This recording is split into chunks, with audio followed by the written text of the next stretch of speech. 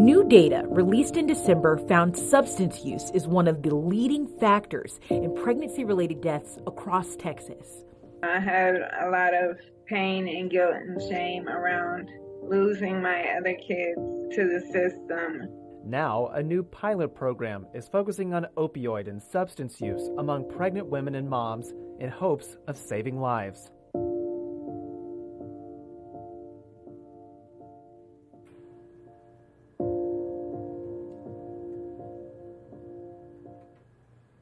And good morning, everybody. Thanks so much for joining us on KXAN Live. I'm Will Dupree, coming to you from the KXAN Live studio.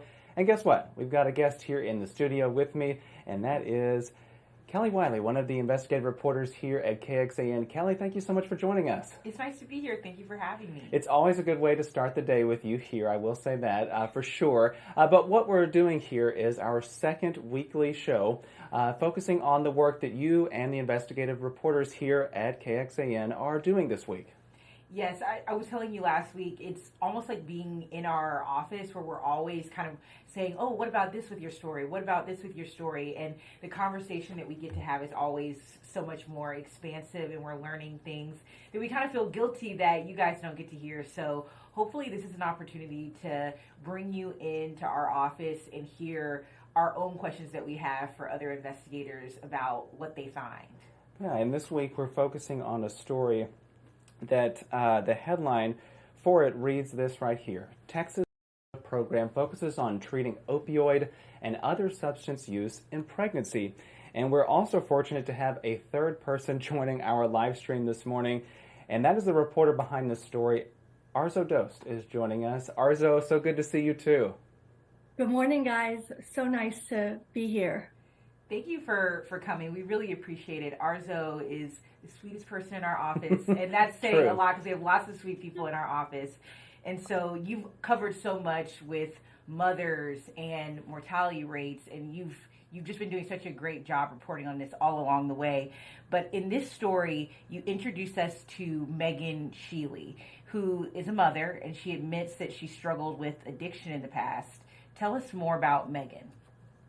Well, Kelly, I'm so excited that we're highlighting this story because we've put a lot of focus on maternal health and what's happening in the state.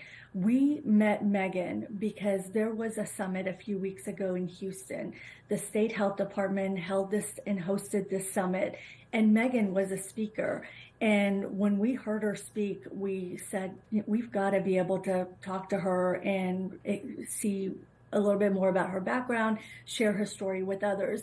And Megan shares her story because she feels it's so important to get rid of this stigma that comes around that's surrounding pregnancy and motherhood and, substance use or opioid addiction.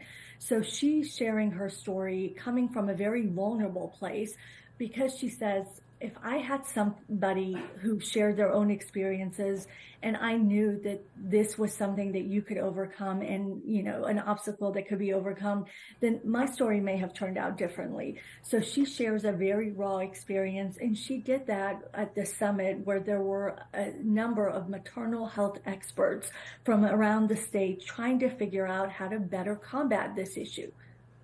And you talk about substance use in pregnancy in particular in your story. The state studied maternal death rates, and they highlighted that combination specifically. Pregnant people who are struggling with substance use or opioid use, what did they find?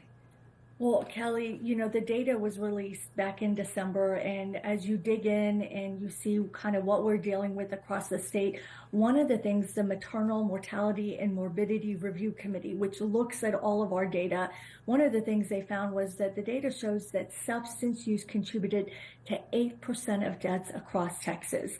So that is why the state health department and this committee is now trying to figure out, well, what are best practices? How do we look at this problem, and what are some solutions that we can work with? So for instance, this pilot program, the state health department works with 9 hospitals, and they these hospitals are looking at best practices. And the thing that makes this pilot program a little different is before maybe the hospitals will work with each other to come up with best practices. Well, now the hospitals are going in the communities and they're connecting with organizations that are helping women who are pregnant or who are new moms or mothers dealing with substance use and opioids. And they're trying to come up with best solutions that will help these mothers be successful in their recovery. Mm. And that term that you used in your story, pregnancy-related deaths, we were talking on the phone last night, and you defined that, and it's quite expansive. Can you describe what all that encompasses? The organizations we've talked to say this can include, pregnant women, and it can include mothers up to a year after pregnancy who maybe, have dealt with something. So that's where the words pregnancy related comes from. I see. And the hostel in your report, they talked about the different places where they're trying to expand to, Austin being one of them. Why here? This is so interesting, and this is another little nugget that came out of the summit in Houston a few weeks ago. This hostel, Santa Maria Hostel, is first of all one of the largest substance use treatment centers for women, including pregnant and parenting women in the state. They're based in Houston, as you mentioned, Kelly, but they saw a big need in our area. So they have a referral program. So for instance, a mother here can be referred to their program in Houston. And that's when they started to see a huge spike in women needing their help for substance use treatment. And so instead of just doing the referrals like they have in the past, they decided, well, why don't we just expand our services to the Austin area? We did have a treatment center like the one in Houston in our area, but during the pandemic, it shut down. And so women were forced to look to other places like Dallas and Houston for treatment. And what makes this so unique is, especially for mothers, they can take their children and they can get treatment and they can have their children, their babies right there with them. And that's a big factor in all of this. Women who are dealing with substance use and opioid use, what do you do with your other children? And part of this pilot program is trying to figure out solutions so that the women can get the treatment and their children be taken care of. Because we know those are two barriers, right?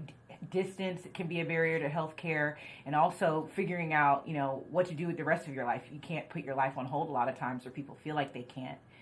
So Absolutely. We know from this data that this obviously is something that needs to be paid attention to. The numbers show that there are several women who are dealing with this. So what resources are available?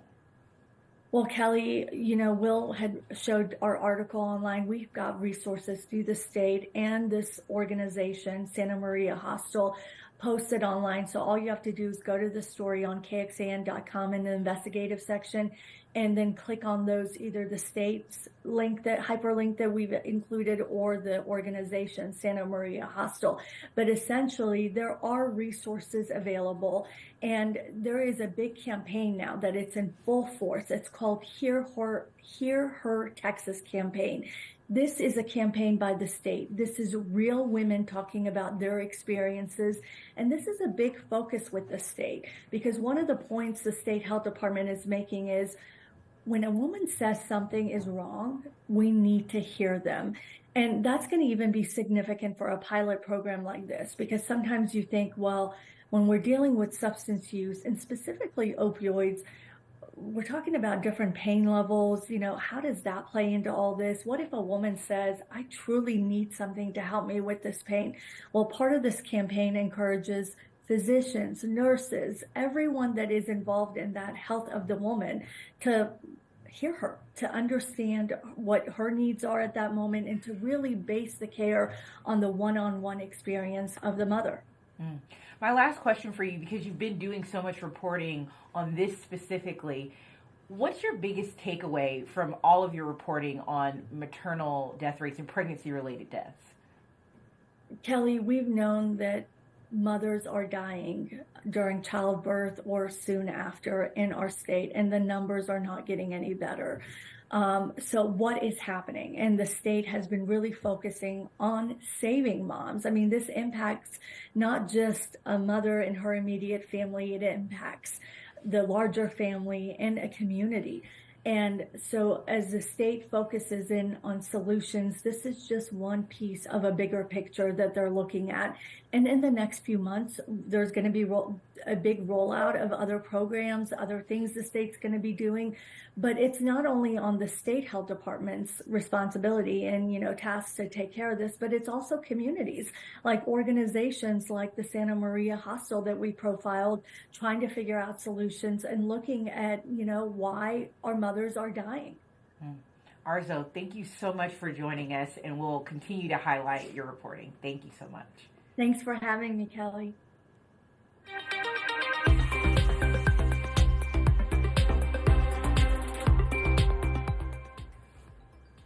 Kelly, what a great conversation that you and Arzo had just there for a few moments, and I'm glad that you all had that time to just talk about what the story involves, but we're also looking to the future because you all are doing some really great work with the team.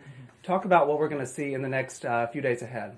So again, taking you into our office, we're constantly planning ahead, and we've got 2 amazing stories coming up this week and into the weekend from investigators Mike Rush and Avery Travis, and they are talking about it here in this clip. All summer long, our First Warning weather team has been tracking record-breaking hot temperatures. But this is the same year that a winter storm knocked out power to thousands of Austinites, and Austin Energy bills have been going up. All of this has some of you asking whether there should be more accountability and oversight for the city's utility provider. KXAN Investigates found it's a question city leaders have tackled in the past and considered changing. We're going to explore that Thursday on KXAN. Hi everybody, this is Mike Rush with the KXAN Investigates team. Hope you're doing well. I want to talk to you about my latest investigation. It involves a Texas veteran who for almost a decade served in the Army, and part of his job was as a mortuary service officer. What he did was take care of our fallen soldiers, about 3,000 of them. So when he left the Army, he wanted to get a license here in the state of Texas to become a funeral director, but he battled with the agency that gives those licenses out. Finally, just this year, he was able to get the license in May, only to have it taken away in August. We'll talk about how that happened, also how state law applies, and it also applies to many veterans looking for any type of job in the civilian world that involves a license in Texas. And there you have it. We have those 2 stories coming up later this week from both Avery Travis and Mike Rush. Kelly, thanks so much again for joining us this week and for talking with Arzo there about the story. The headline there reads, Texas pilot program focuses on treating opioid, other substance use in pregnancy. It is available to read now and check out on KXAN.com. Just go to the Investigations tab. Kelly, thanks as always for being here. We appreciate it. See you next time. All right, everybody. Take care.